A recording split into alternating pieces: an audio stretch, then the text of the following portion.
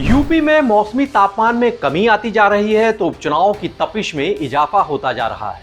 चुनावी जीत सुनिश्चित करने के लिए सियासी दलों ने कमर कस ली है। चुनावी सरगर्मी के इस माहौल में सियासी दिग्गजों की हर एक गतिविधि पर सभी की निगाहें टिकी हुई हैं। मंगलवार को संघ प्रमुख के साथ उत्तर प्रदेश के सीएम की मुलाकात सुर्खियों में छाई है। माना जा रहा है कि हरियाणा की तर्ज पर उत्तर प्रदेश में भी संघ कार्यकर्ता पूरे मनोयोग से जुटेंगे, वोट प्रतिशत बढ़ाने और बूथ प्रबंधन को सुचारू करने में अपना सहयोग देंगे। आम चुनाव के दौरान संघ की उदासीनता के चलते नुकसान सह चुके बीजेपी खेमे के लिए संघ का ये रुख उत्साहित करने वाला है। नमस्कार, मैं हूं ज्ञानेन शुक्ल। यूपी का ज्ञान में आज हम चर्चा करेंगे संघ प्रमुख मोहन भागवत के साथ उत्तर प्रदेश के मुख्यमंत्री योगी आदित्यनाथ की मुलाकात की, संघ के हरियाणा फार्मूले को उत्तर प्रदेश के उपचुनाव में लागू करने के पहलू को लेकर जिक्र करेंगे। गौरतलब है कि मथुरा के परखम में संघ की अखिल भारतीय कार्यकारी मंडल की बैठक में हिस्सा लेने के लिए आरएसएस के चीफ प्रमुख मोहन भागवत 10 दिवसीय प्रवास पर हैं। इन दिनों मथुरा में हैं, उत्तर प्रदेश में। इसी बीच मंगलवार को ही सीएम योगी आदित्यनाथ का भी 1 दिवसीय मथुरा दौरा हुआ और जब वहां पर पहुंचे सीएम योगी तो उन्होंने ब्रज तीर्थ विकास परिषद की बोर्ड की बैठक में हिस्सा लिया। इसके साथ ही कृष्ण नगरी मथुरा में चल रही तमाम विकास योजनाओं को लेकर क्या उनकी इस वक्त जमीनी हकीकत है, क्या उसमें डेवलपमेंट है, इसकी समीक्षा की।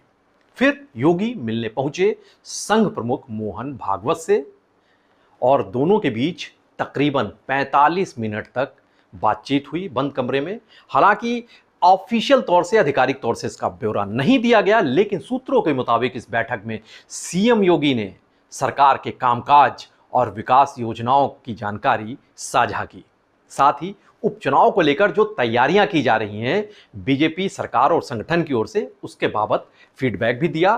तो संघ प्रमुख ने भी सीएम योगी आदित्यनाथ को संघ कार्यकर्ताओं द्वारा पूर्ण सहयोग किए जाने को लेकर आश्वस्त किया और कहा कि कंधे से कंधा मिलाकर वो साथ देंगे। बीजेपी जो समर्थक हैं वोटर, इन्हें एकजुट करेंगे।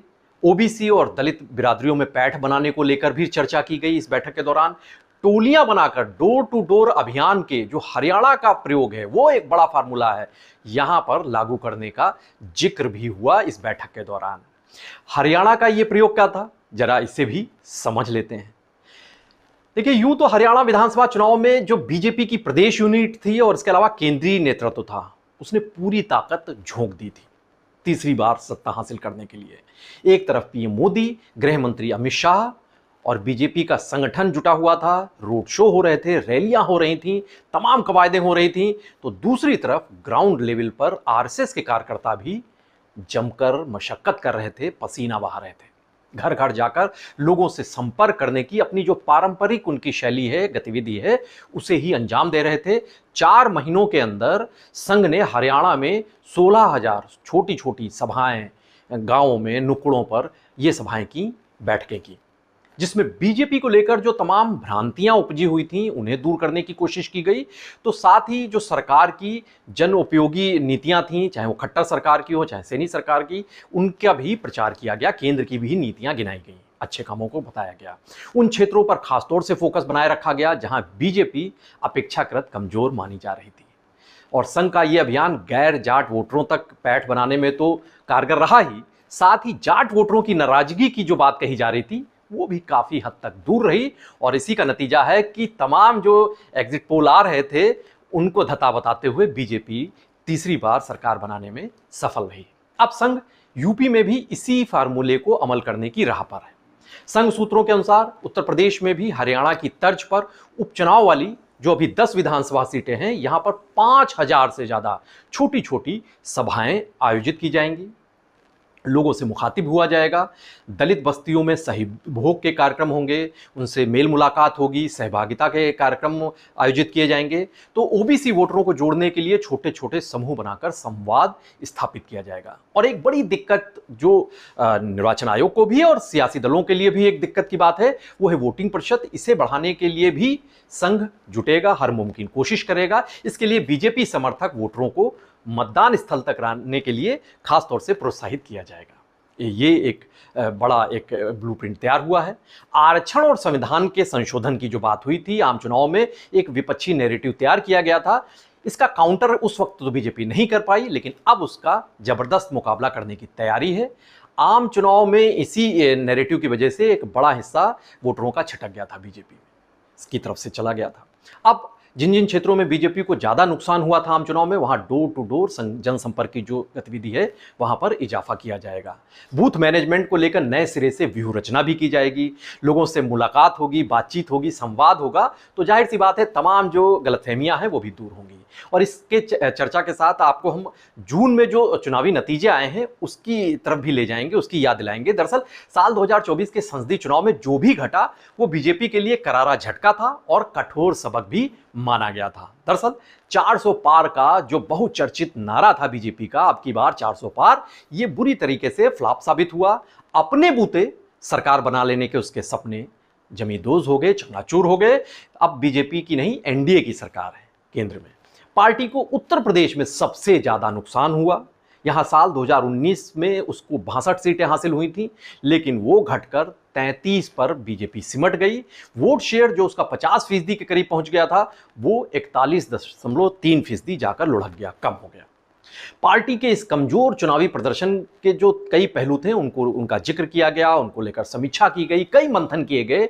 तो जो अहम वजह जो एक उभर कर सामने आई वो थी संघ की नाराजगी, संघ की उदासीनता। कई सीटों पर माना गया कि बीजेपी के पक्ष में माहौल बनाने के लिए जो संघ के कार्यकर्ता निकलते थे, वो समर्पित कार्यकर्ता इस बार उनके बड़े हिस्से ने चुनाव प्रचार से पूरी तरह से दूरी बनाए रखी। यहां तक कि दूसरों को वोट डालने के लिए प्रेरित करने की बात तो अलग, वो खुद वोट डालने के लिए घर से नहीं निकले, ये भी बात सामने आई। चुनावी दौर के कई घटनाक्रमों ने एक दूसरे के पूरक माने जाने वाले बीजेपी और संघ के रिश्तों में खासी खटास पैदा की, ये भी पहलू सामने आया। बीजेपी के राष्ट्रीय अध्यक्ष जेपी नड्डा का वो बयान याद करिए, जब चुनाव के दौरान उन्होंने कहा था कि पहले आरएसएस की जरूरत थी, लेकिन अब बीजेपी खुद सक्षम है और खुद वो आगे बढ़ रही है। जाहिर सी बात है ये आखिरी संघ को, और इससे क्षुब्ध संघ ने अपनी भड़ास निकाली नतीजों के बाद। संघ के मुखपत्र जो ऑर्गेनाइजर है उसमें बीजेपी के अति आत्मविश्वास को निशाना बनाया गया और उसी को खराब प्रदर्शन का एक अहम वजह बताई गई। कहा गया कि ये इन वजहों से बीजेपी को शिकस्त मिली है। हालांकि बाद में संघ और बीजेपी के जो रिश्ते थे इन्हें पटरी पर लाने की कई कोशिशें हुई। डैमेज कंट्रोल की कवायदें युद्ध स्तर पर की गई और कारगर भी हुई। अब ये साफ हो चुका है कि आम चुनाव में संघ ने जब कदम खींचे थे और बीजेपी को जबरदस्त नुकसान सहना पड़ा था, अब उससे बीजेपी उभरना चाहती है।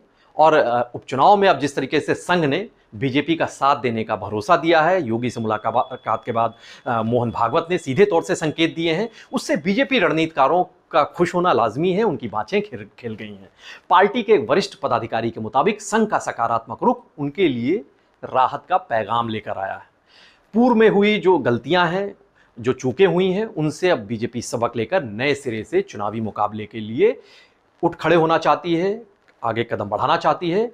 बीजेपी को उम्मीद है कि समान वैचारिकी वाले जो संगठन हैं उनकी एकजुटता और समन्वय अगर होगा, सहयोग होगा, तो उपचुनाव में तो बेहतर नतीजे हासिल ही कर लेगी बीजेपी, बल्कि साल 2027 में जब विधानसभा चुनाव होंगे तब भी माहौल उसके पक्ष में बनेगा, उसका पलटा भारी हो सकेगा और आगामी चुनावी चुनौतियों का मुकाबला ज़्यादा बेहतर, सटीक और कारगर तरीके से किया जा सकेगा।